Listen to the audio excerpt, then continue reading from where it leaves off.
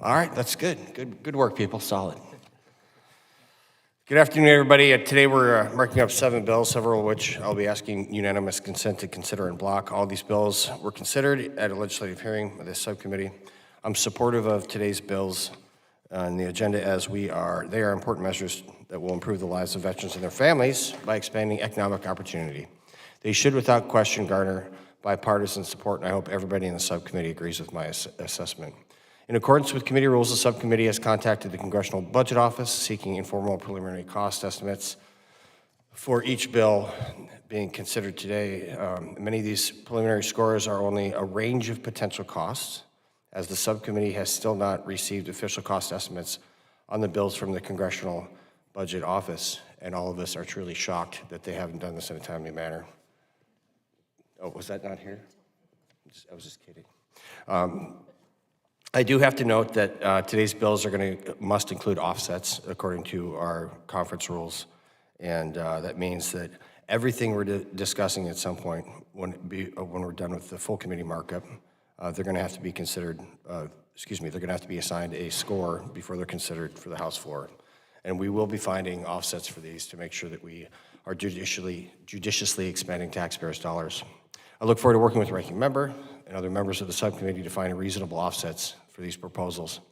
I also want to say that there's still multiple opportunities to improve and make these changes to these bills. The ranking member and I will continue to work with our colleagues on the committee, and our staffs work very well together. And any stakeholders that have feedback on these bills as we continue to work through the legislative process. And I want to caution everybody, let's not make perfect the enemy of great. And I know that we can make these bills great again. Sorry, I just had to do that. I'm proud of the nonpartisan work of the subcommittee after I just made it partisan correct, continues to do, and I believe that these bills that we're considering today truly reflect that process. One of the bills we're considering is my bill. It would allow for members of the selected reserve to be charged with in-state tuition through a waiver in states that they are not residents of. The Montgomery GI Bill Select Reserve Tuition Fairness Act would reduce tuition costs and other GI Bill recipients already eligible for under the waiver of a statute. One of the other bills under consideration today is my ETS bill. This bill proposes several changes to the Transition Assistance Program to enhance accountability within the Department of Defense. It's essential that we get the TAP program right. Our service members deserve to start out their lives in a positive way as civilians.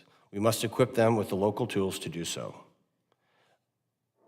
The investments we're going to make in TAP will help prepare these folks for further success outside of the military. And some of these changes include increased reporting to TAP, creating a separate TAP track for Guards and Reserve members, implementing a spouse pilot program, increasing the financial literacy portion of TAP, and enhancing several other provisions that I'm very proud of the efforts we're making to improve TAP in this bill. I look forward to working again with my ranking member on this bill and the other bills being marked up today to ensure that we are doing the right thing by our veterans. I now recognize the distinguished ranking member for any opening remarks he may have. Thank you, Mr. Chairman. It's a pleasure, as always, to meet to advance a number of important bills to the full committee. We want to continue delivering results, and this is clearly a step in that direction. As I've stated before, this subcommittee has a treasure trove of bills that are ready for consideration. So I would welcome more legislative hearings this year to continue to deliver for our veterans. Today we'll consider 7 bills on our agenda. I'm hopeful that once we reach agreements on a few outstanding issues, all of them will quickly be considered at the full committee level and eventually become law, and I thank our staff for their good faith work in that regard. I know they've been hard at work. I know that there are some things to hash out, but I really appreciate the fact that we expect our proceedings to move quickly today. And while I anticipate supporting passage of the bills on the agenda today, much more work still does need to be done before they're considered at full committee and ready for the floor. Specifically on H.R. 7732, the ETS Act, I'm glad that my TIER Act is included in the most recent text, but there are several other bipartisan transition-related bills I'll continue working with the chairman to get included. Also, we'll continue discussing some of the mechanisms contained within the current text. I'm happy to see the DD 214 provision removed, but I think that the portions around codifying TAP waivers, financial planning, and food or housing insecurity screening can continue to be perfected. but I thank the chairman very much. I'm sorry we're not going to be able to go to lacrosse later this week, but as the chairman said, we've got important work to do Friday and Saturday. So I thank the staffs as well for their work, and I yield back. Thank you, Ranking Member Levin. I now ask unanimous consent to consider and block the following bills that do not have amendments. H.R. 7323, the Montgomery Bill, GI Bill, Select Reserve Tuition Fairness Act, and H.R. 7653, the Veterans Employment Readiness Yield Act of 2024. Hearing no objection, so ordered.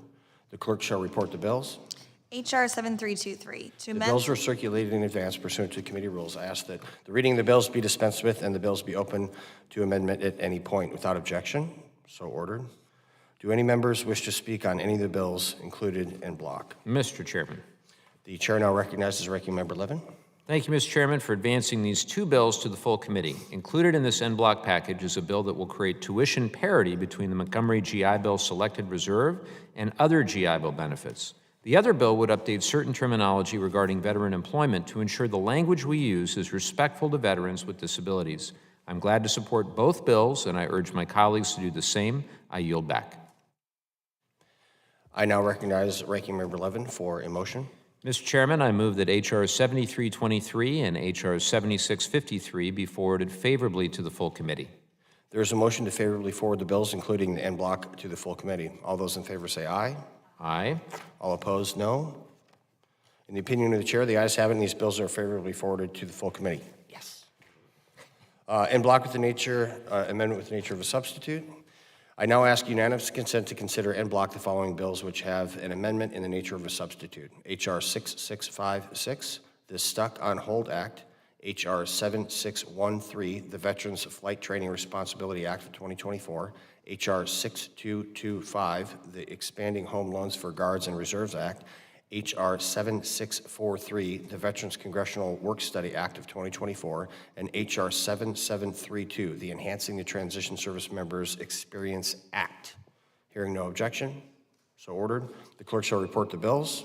H.R. 6656, to The direct. bills were circulated in advance pursuant to committee rules. I ask the reading of the bills be dispensed with and the bills be open to amendment at any point. Without objection, so ordered. Do any members... Oh, sorry, excuse me. There are amendments in the nature of a substitute to these bills that are considered base text for the purpose of the markup. Without objection, so ordered. Do any members wish to speak on any of the bills included in the en bloc? Mr. Chairman. The chair now recognizes Ranking Member Levin. Thank you, Mr. Chairman, for advancing these 5 bills to the full committee. Included in this en bloc package are bills that aim to improve benefits and services for service members and veterans alike. I remain extremely proud of the work of this committee in passing the Isaacson-Rowe Veterans Health and Benefits Improvement Act. This law expanded the VA home loan eligibility to National Guard service members. H.R. 6625 builds upon those efforts and ensures when those service members conduct active duty training or enter into a longer training pipeline like Special Forces, aviation, or linguistics, the training counts towards eligibility for their VA home loan. The changes in the ANS to H.R. 6625 make the needed improvements requested by the Department of Veterans Affairs to ensure this bill can be implemented as intended. Isaacson-Rowe also expanded work-study opportunities in congressional offices. H.R. 7643, the Veterans Congressional Work-Study Act of 2024, expands work-study opportunities to committee offices of the Senate or House of Representatives, Congressional Research Service, and the Government Accountability Office or Congressional Budget Office. The changes in the ANS to H.R. 7643 will require the Secretary to report on the number of veterans enrolled in the work-study program in Congress. Both of these bills will help service members and veterans, and for that reason, I urge support for the en bloc package. I yield back. Thank you, Ranking Member Levin. Do any members wish to offer an amendment to any amendment in the nature of a substitute? Hearing none, the question now occurs on agreeing to the amendments in the nature of a substitute included en bloc. All those in favor say aye. Aye. All opposed say no. In the opinion of the chair, the ayes have it. Without objection, the motion to reconsider is laid upon the table.